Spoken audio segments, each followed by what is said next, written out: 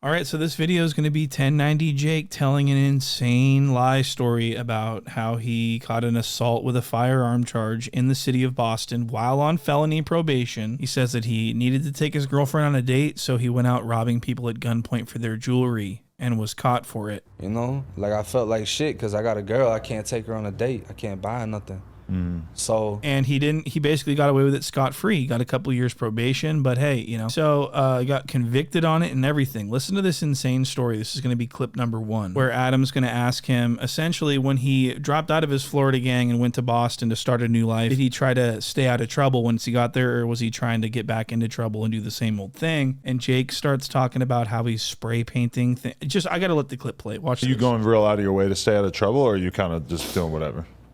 Nah, I was on the block, bro. Right when I moved over there, I went to spray painting shit. I'm putting fucking gang shit all over the place, letting everybody know I live there. Right. Yeah, I started tearing it up. I'm outside smoking and shit.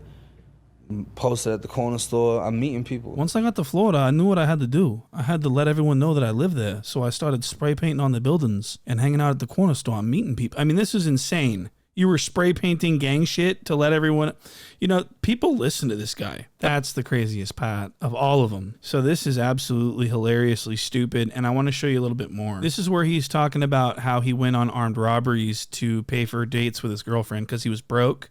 His girlfriend wanted to go have a cheeseburger, so he went out and robbed people for their jewelry. This is what he's saying, okay? This isn't anything I'm making up. This is what he's saying. I was hungry. Just like how I was hungry in prison, we started extorting shit. I was hungry out here, you know? Like I felt like shit because I got a girl. I can't take her on a date. I can't buy her nothing. So I started looking at all these motherfuckers out here wearing chains and shit. Like, bro, I bet you I can get you to take that off. I don't even got to take it from you. Ooh, so Jake's actually a ruthless gangster. And he's will harm you to get what he wants. That's what he's basically saying. This is the type of person that he is. He's ready to crash out and just do whatever he's got to do to get that money for those movie tickets for him and his girlfriend. I started running down on people. I ended up catching another case. They said I was chasing somebody with a gun in the back of the building. And you know. Was that true? That was true, or? Yeah. Oh, okay. Yeah, I got convicted on that shit and everything. What kind of evidence do they have? Really just him saying it. Really? Yeah, none of the cameras had me on nothing. They said I put a gun in his face and, you know, told him to give me a shit, whatever. They hit me with assault with a firearm. SWAT hit my house. They never found a gun or nothing like that. The police, so basically, like, the whole of the situation popped off or whatever. Yeah, I got convicted on that shit and everything. What was the evidence? Basically just him saying it. That doesn't make any sense. Okay, so this is an incredibly stupid story that I believe Jake is making up off the top of his head. He says that he got 2 years probation for being convicted on an armed robbery with a firearm charge. He's going to talk about robbing someone with a gun and then getting chased off with pepper spray, and then he returned to beat the guy up, but he put the gun away first, and then he got arrested for the gun, even though they didn't find a gun. This is the stupidest thing I've seen. Now watch this. Buddy had mace on him. I'm not trying to knock brains out just for this little petty shit. You know, the point isn't to fucking hurt nobody. It's to give me the shit. You know what I mean? Yeah. So I go back in, put the shit up. I'm like, fuck, I'm going to just beat his ass. I done been gassed before. I came back out. He had already called the police. Wow. So when I came back out, they ran down on me, put the guns on me, whatever. I got booked for that shit. All right, so Jake is saying that he pulled out a gun to rob someone. The person that he was robbing pulled out pepper spray in response to that, and then Jake ran away, put the gun away, changed his clothes, and then came back to beat the guy up for not getting robbed. Okay, this is absolutely 100% stupid. Watch more. Because I ended up getting probation. They wanted to send me back to prison, so this shit happened a year after I got out, the same month in July. So like I said, had I stayed in Florida, I would have went back to prison for fucking ever. I would have had a mandatory life sentence. Wow. A year after getting out. But because I did it in Boston, that doesn't apply. So I ended up getting 2.5 years probation with a 2.5 year like sentence holding over my head. All right, so now he's saying he got 2 years probation for a conviction for armed robbery in the city of Boston as a convicted felon. Do you see how stupid that sounds? And what's going on with this gun? I thought that he didn't have a gun. This is why he left Florida. In this same interview, he said that he left Florida because he couldn't move around because he didn't have a knife or a gun. It's too dangerous. He was afraid he was going to get killed. I'm broke. I don't have a gun. I don't have a knife. Can't have a gun now. Right. And, you know, I'm getting thrown back into the mix. It's a fucking death sentence. They're putting, like, you got to go back out into the streets in a situation. So the smartest thing I could do was get the fuck out of Florida. Right.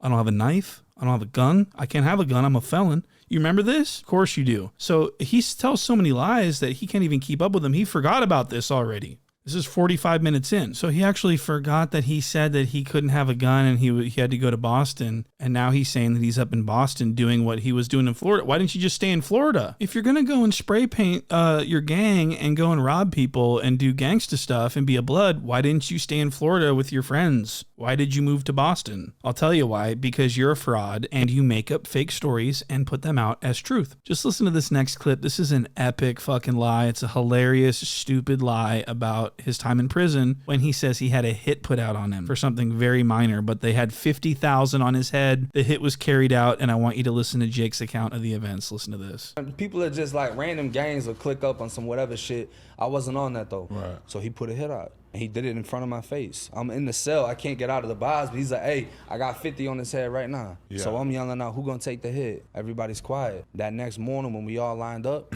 start going down the stairs, boom, I get hit. And I just felt something touch my face. I didn't feel pain, nothing. It was just like this. So I pulled out the razor. And at the time, like I told this whole shit too, but my toenails were fucking infected from the last prison because of the small ass boots they gave me. So my shit bleeding, pussing, I can't walk. So I can't move, I can't run. I'm basically stationary, so when I get hit, I turn around. I'm like, all right, let's go blade for blade, you know? So I only got a couple steps down.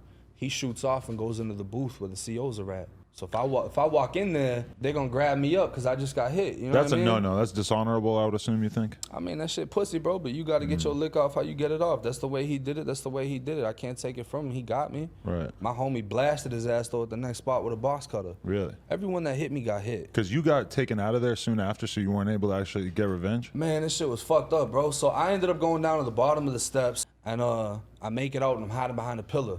So I got the razor in my hand, so when he comes out, I'm gonna splack his ass as soon as he comes out. He walks out with the CO, walking next to the CO and everything, like they fucking best friends. I'm surprised they wasn't holding hands. So I'm like, fuck it, I can't do nothing, because I can't chase him. My feet are fucked up, I can't catch him. I was never fast anyways, you know what I mean? So I had the understanding that I just gotta take my lick. I throw the razor, I get in line, my shit leaking everywhere, bro. Like everyone's looking back at me, I'm bleeding all over the place. And he's a couple feet behind me in the line. I just looked back at him like, yeah, all right. You know what I mean? So I walked in the chow hall. Everybody stopped eating when they seen me.